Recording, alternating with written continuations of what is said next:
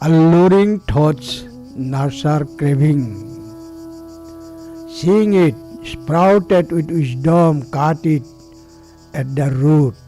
Dhammapad 340.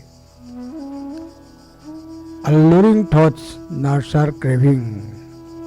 Seeing it sprouted with wisdom, cut it at the root. Dhammapad 340. The streams of craving flow towards objects everywhere. As a result, a creeper springs up and flourishes.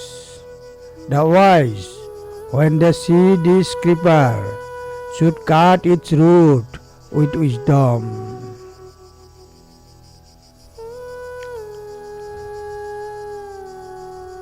The currents run in all directions.